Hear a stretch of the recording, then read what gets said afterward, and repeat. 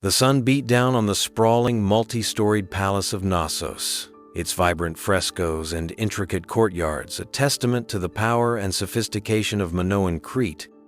Yet beneath the sun-drenched terraces and the bustling life of the royal court, a chill permeated certain corridors, a whisper of fear that clung to the very stones. Deep within the heart of this architectural marvel, in a section of the palace so complex, so bewildering in its twists and turns that it was already becoming known as the labyrinth, lived a secret that haunted the dreams of King Minos and his queen, Pasiphae. This secret had a name, though it was rarely spoken above a hushed breath: Asterion. He was their son, their firstborn, a prince who should have been the heir to Crete's maritime empire.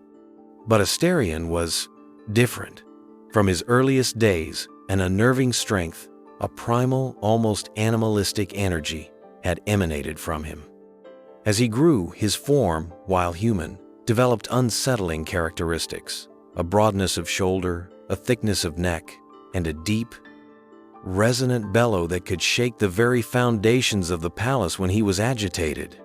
More disturbing were the small, keratinous buds that had begun to protrude from his temples, like the nascent horns of a young bull.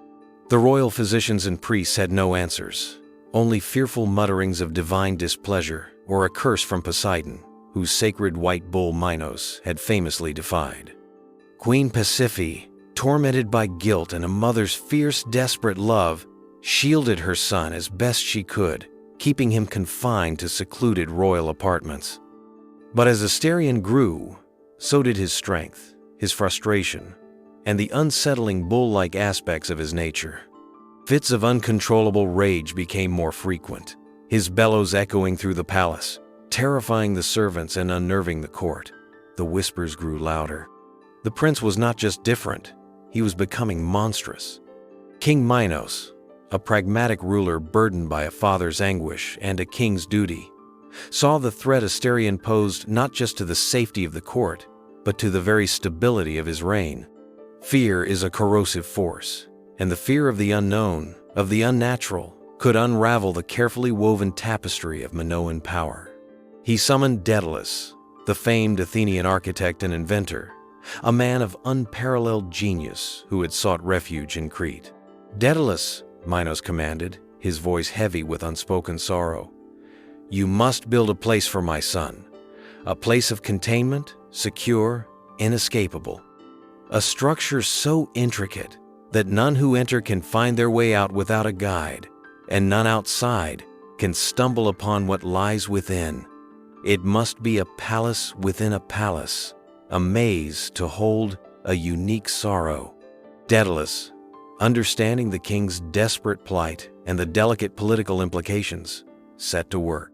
He expanded upon an existing complex of storerooms and basements beneath the main palace, adding corridors that twisted and turned upon themselves, false passages, hidden chambers, and courtyards that led only to more bewildering turns. The construction was carried out in utmost secrecy, the workers sworn to silence, the purpose of this ever-deepening labyrinth known only to a select few. It was an architectural marvel, a testament to Daedalus's genius, but it was also a prison designed to entomb a royal secret.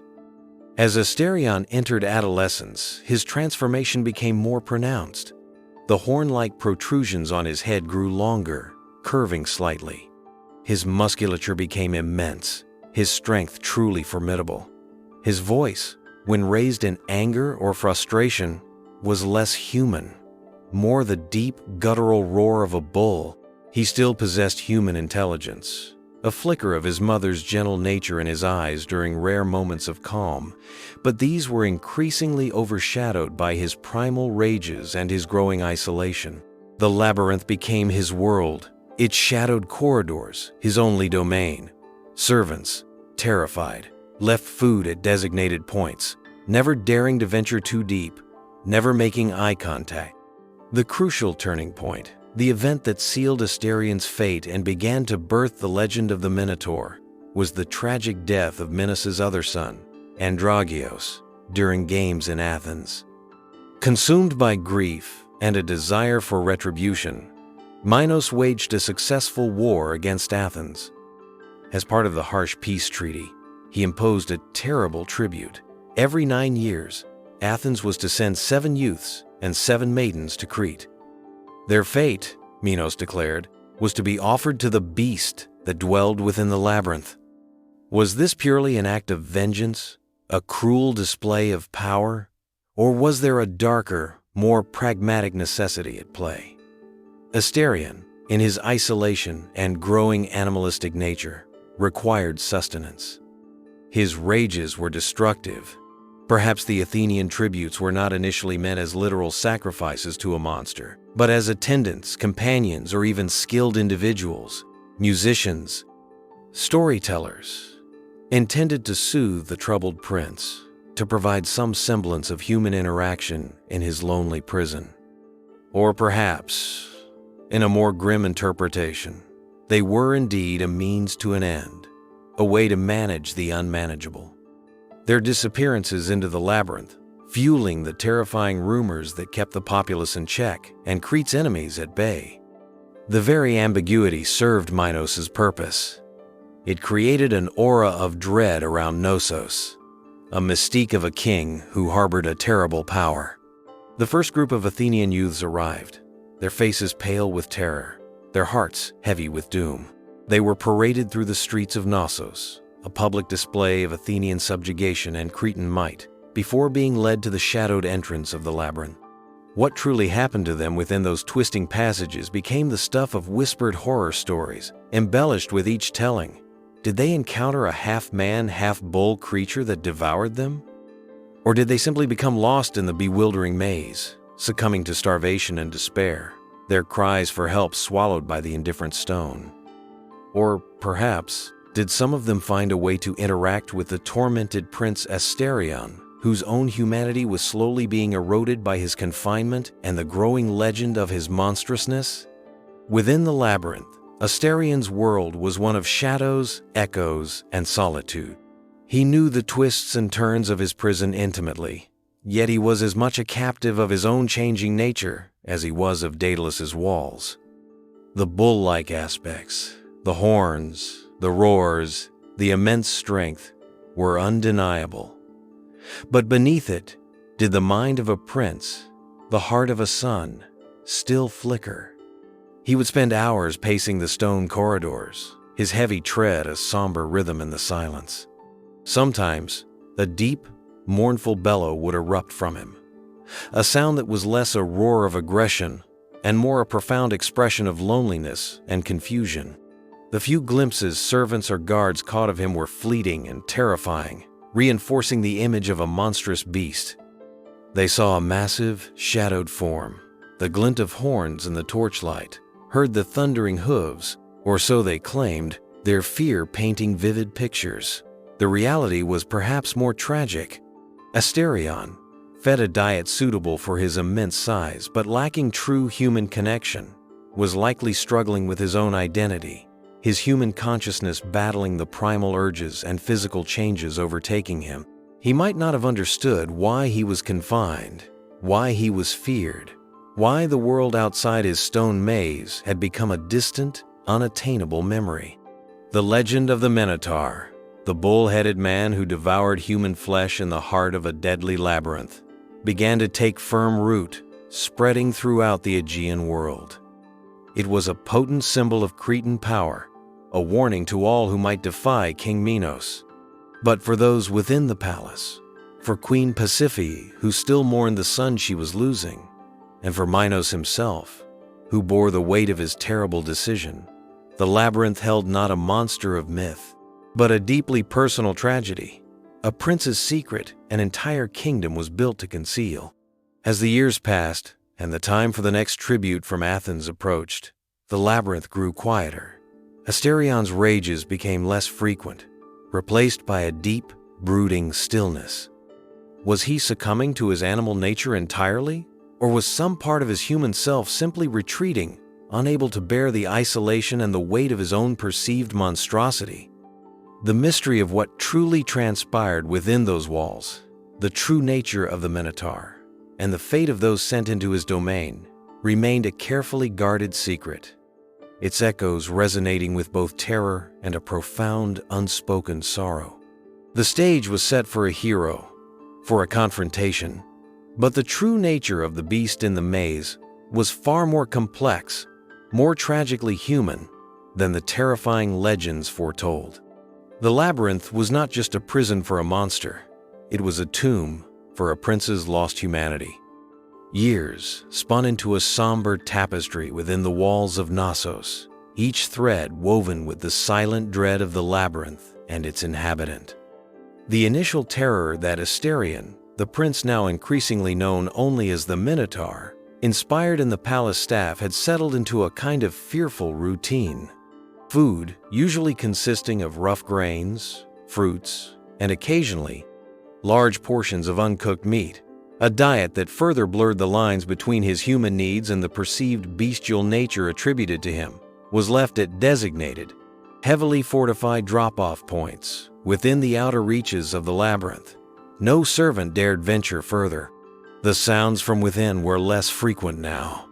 The thunderous bellows of rage had largely subsided, replaced by long stretches of unnerving silence, punctuated only by the heavy tread of something massive pacing the stone corridors, or a low, mournful rumble that seemed to vibrate through the very foundations of the palace. Queen Pasiphae, aged by grief and a secret sorrow she could share with no one but her tormented husband, still clung to the belief that some spark of her son, Asterion, remained within the formidable creature confined below. She would sometimes stand near the hidden entrances to the labyrinth, her ear pressed against the cold stone, listening for any sound, any hint of the child she remembered. She ordered that offerings of flowers, brightly colored textiles, and even small, intricately carved wooden toys, remnants of Asterion's nursery, be left alongside his food, a desperate, maternal plea for connection across an unbridgeable chasm. These items always vanished, though whether they were acknowledged, destroyed in a fit of rage, or simply lost in the labyrinth's gloom, no one could say. King Minos, his public facade, one of stern, unyielding power, wrestled privately with the consequences of his actions. The labyrinth, Daedalus's masterpiece of containment, had succeeded in hiding Asterion from the world, transforming a personal tragedy into a potent political tool. The fear of the Minotaur kept Crete's vassals in line and its enemies wary. The Athenian tribute, a grim reminder of Cretan dominance, was due again. Yet, Minos knew the truth, or at least a version of it far more complex than the monstrous legend he allowed to flourish. He had sacrificed his son's humanity, his freedom, for the perceived security of his kingdom. The weight of this decision was a constant, invisible crown of thorns.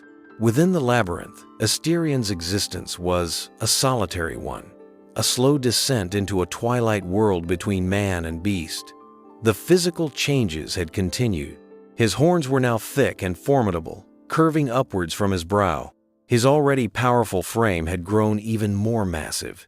His movements, while sometimes clumsy in confined spaces, possessed an unnerving, brute strength. His skin had thickened, becoming almost hide-like in places. The human words he once knew had faded from his memory, replaced by guttural grunts, snorts, and the occasional, earth-shaking roar that still echoed with a profound, primal anguish. Yet flashes of something other than pure beast still flickered within him. He would sometimes sit for hours in one of the labyrinth's few small, sun-dappled inner courtyards, his massive head tilted as if listening to the distant sounds of the palace above, the murmur of voices, the strains of music, faint echoes of a life he was forever barred from. The small carved wooden toys left by his mother would sometimes be found arranged in a crude pattern or clutched in one of his huge, calloused hands as he slept. He showed no interest in the brightly colored textiles, but the flowers he would often crush gently, inhaling their scent with a strange, almost wistful expression before they wilted in the labyrinth's gloom. The Athenian tribute, when it arrived, was now an established, horrifying ritual.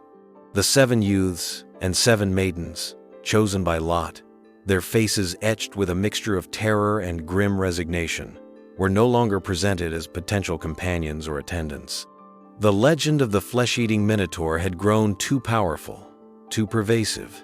They were, in the eyes of both Cretans and Athenians, sacrifices. They were led into the labyrinth's gaping maw, given a single torch, and abandoned to whatever fate awaited them in the darkness. What truly happened to these tributes became the subject of much speculation and even darker whispers. Did Asterion, in his confused, semi-bestial state driven by hunger or territorial rage, actually hunt them down? The labyrinth was vast and disorienting. It was entirely possible many simply perished from fear, starvation, or by falling into one of its many unlit pits or deep shafts, their remains never found. The occasional discovery of gnawed bones by servants venturing slightly deeper than usual to retrieve waste only fueled the monstrous legend. However, there were other, less spoken of possibilities. Daedalus, in designing the labyrinth, had not only created a prison but also a complex system of ventilation, sanitation, and even rudimentary resource management.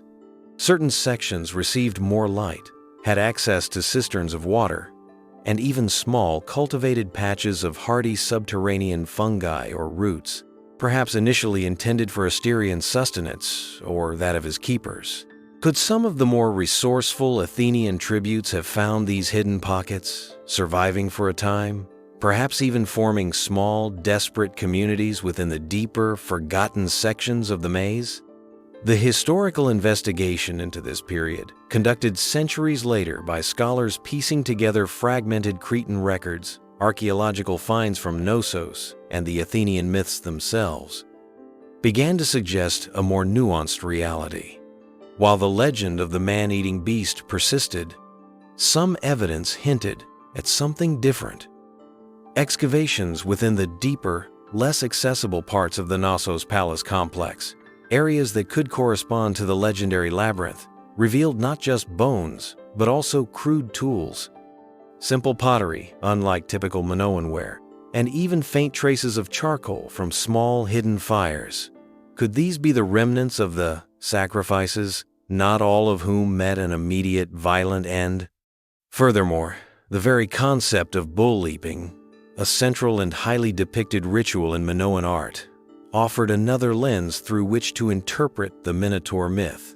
These dangerous acrobatic feats, where young men and women vaulted over charging bulls, were likely religious ceremonies, rites of passage, or even spectacular public entertainment. Could the Athenian tributes have been, at least in part, participants, willing or unwilling, in these perilous bull games, their deaths or injuries in the arena being metaphorically transformed into being devoured by a bull-like entity? Asterion, with his immense strength and bull-like characteristics, might have even been seen as a living embodiment of the sacred bull, his labyrinth, a symbolic arena. The passing years took their toll on everyone involved. King Minos grew older, his reign increasingly shadowed by the secret beneath his palace. Queen Pasiphae faded, her grief a constant companion. Daedalus, the brilliant architect, found himself as much a prisoner of Minos' favor and his own creation as Asterion was of the labyrinth itself. He longed for his homeland of Athens, but Minos would not let him leave, fearing his genius might be used against Crete, or worse, that he might reveal the truth of the labyrinth's inhabitant. Within the labyrinth, Asterion also aged, though his immense strength seemed undiminished. His horns were now fully grown, sharp and imposing. His features were more bestial, his human origins almost entirely obscured, beneath a mane of coarse, dark hair and a thickened, leathery hide. He moved with a slow, ponderous gait, the old injury in his hip, perhaps sustained during one of his early, uncontrolled rages within the confines of his stone prison, or a congenital issue exacerbated by his size, causing a noticeable limp. He was a creature of shadow and echo, his world defined by the unyielding stone and the distant, muffled sounds of a life he could never join. The Athenian hero, Theseus was now a young man, his heart burning with a desire to end the shameful tribute and avenge the dishonor brought upon his city.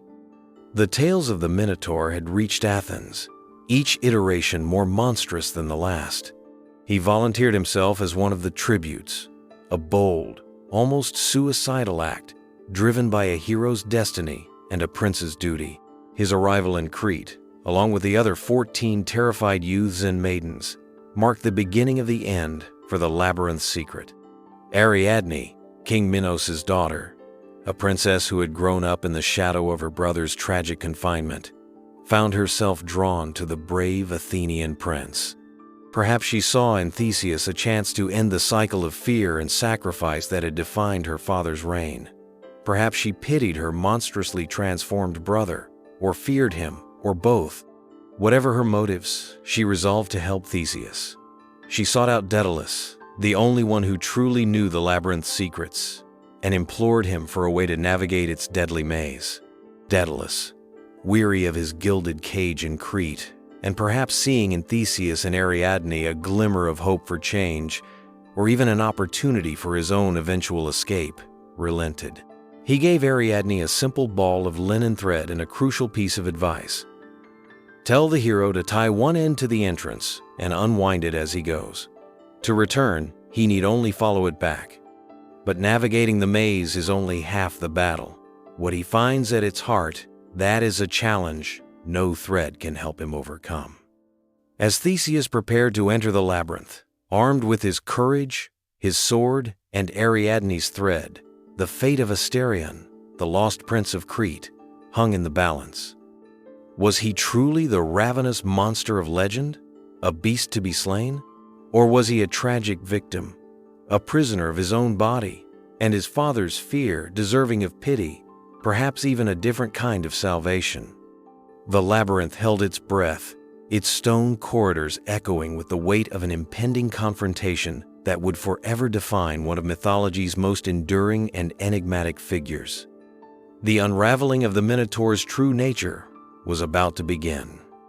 The air at the entrance to the labyrinth was cold, stagnant, carrying a faint, musky odor that spoke of confinement and something ancient, something primal. Theseus, his hand gripping the hilt of his bronze sword, felt a knot of apprehension tighten in his stomach, despite his outward display of heroic resolve.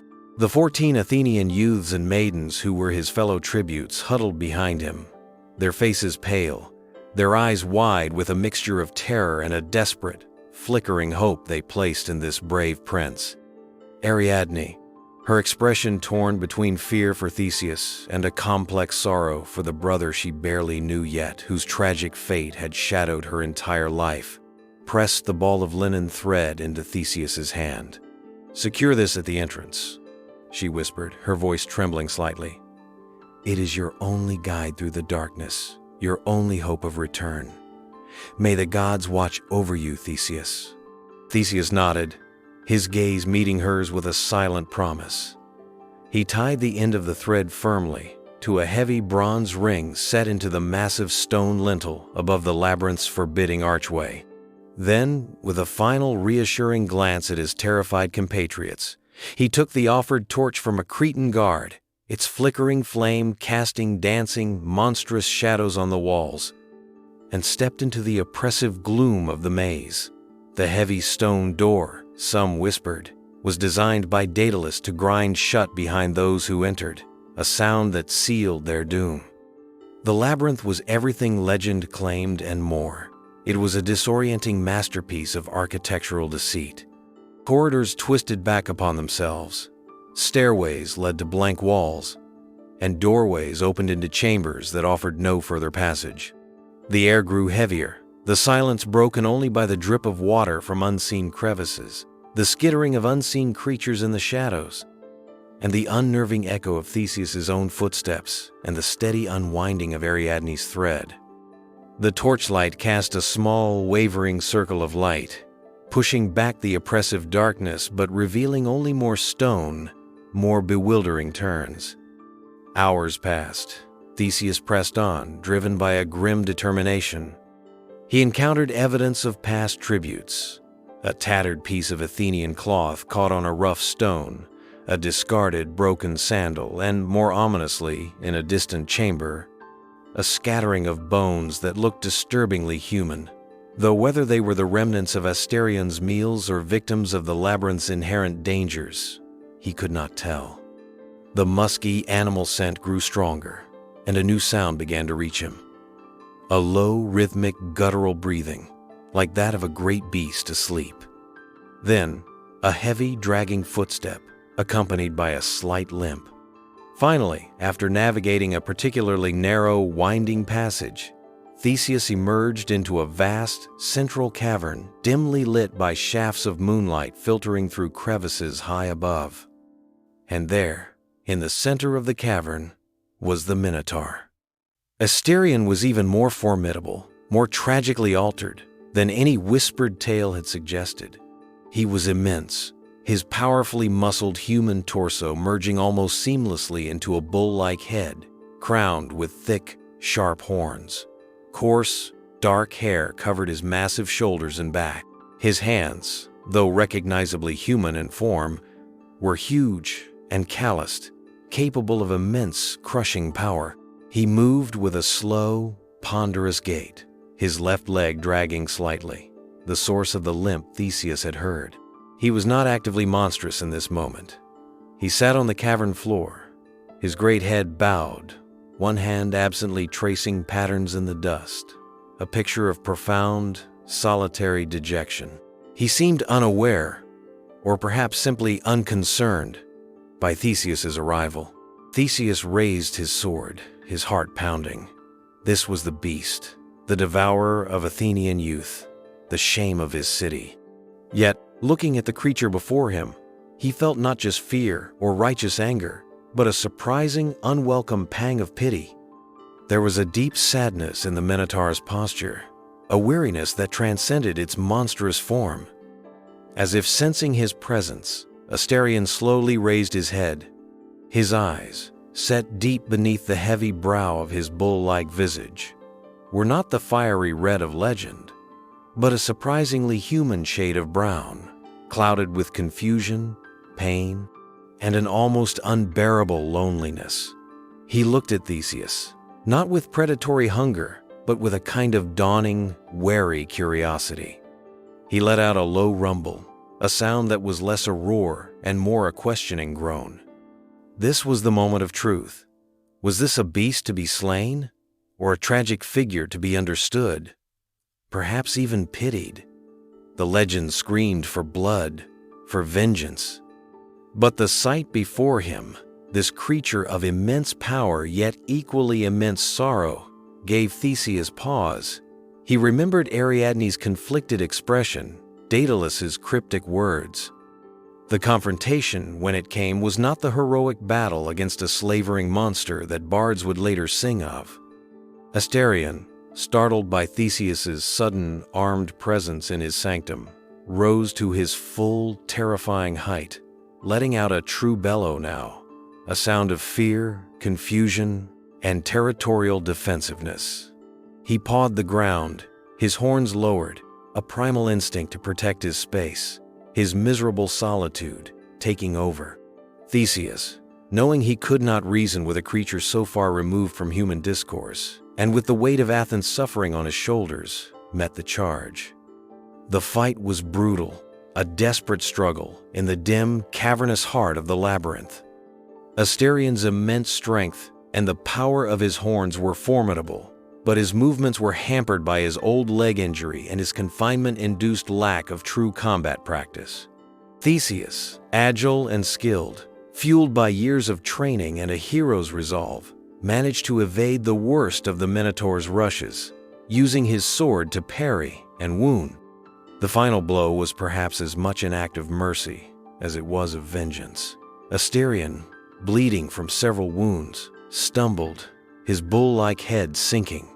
He looked at Theseus one last time, and in his eyes, for a fleeting, heartbreaking moment, there seemed to be not bestial rage, but a flicker of something lost, something tragically human, a prince trapped within a monster's form. Then, with a deep, shuddering sigh, he collapsed. The great Minotaur, the secret sorrow of Crete, finally still. Theseus stood over the fallen form, his chest heaving, his sword dripping. There was no triumph in his heart, only a profound, weary sadness. He had slain the monster, fulfilled his quest, but he had also killed what was once a prince, a son, a victim of fate, fear, and political expediency.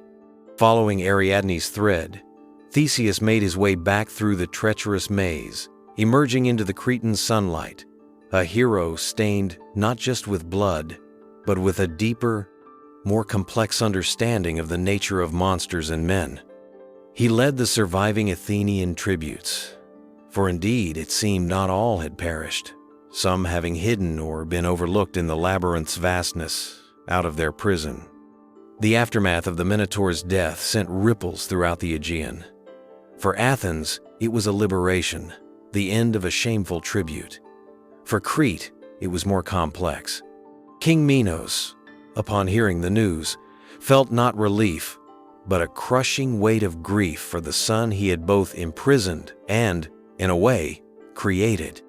The labyrinth, its purpose now gone, became a place of even deeper shadow, a monument to a terrible secret. Daedalus, fearing Minos' wrath or perhaps simply unable to bear the weight of his own complicity, soon after made his famed escape from Crete with his son Icarus, taking flight on wings of feather and wax, another tragic legend in the making. The story of Asterion, the Minotaur, endures as one of mythology's most compelling and enigmatic tales. Was he a true monster, a divine punishment? Or was he a tragically deformed or mentally afflicted royal, hidden away out of fear and shame, his condition exaggerated and mythologized over time? The archaeological evidence at Knossos, with its labyrinthine layout, its bull motifs, and hints of ritual activity, suggests a complex reality behind the myth. The sacrifices may well have been part of the dangerous bull-leaping ceremonies, their deaths or disappearances fueling the legend of a man-eating beast. Asterion himself might have been a figure of both ritual significance and profound personal tragedy.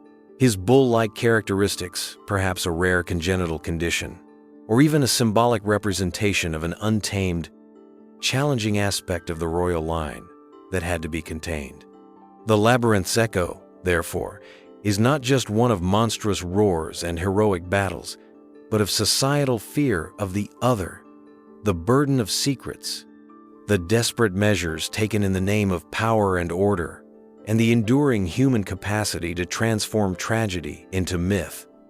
The Minotaur, whether beast or man, or a heartbreaking fusion of both, remains a potent symbol of the monster that can reside not just in dark mazes, but within the complex, often fearful, heart of humanity itself. His story reminds us that behind every legend, there is often a more nuanced, more painfully human truth waiting to be uncovered. A truth that challenges our easy definitions of hero and monster, victim and perpetrator. The prince who became a monster ultimately forces us to confront the labyrinths we build in our own societies and the others we can find within them, often out of fear of what they might represent about ourselves.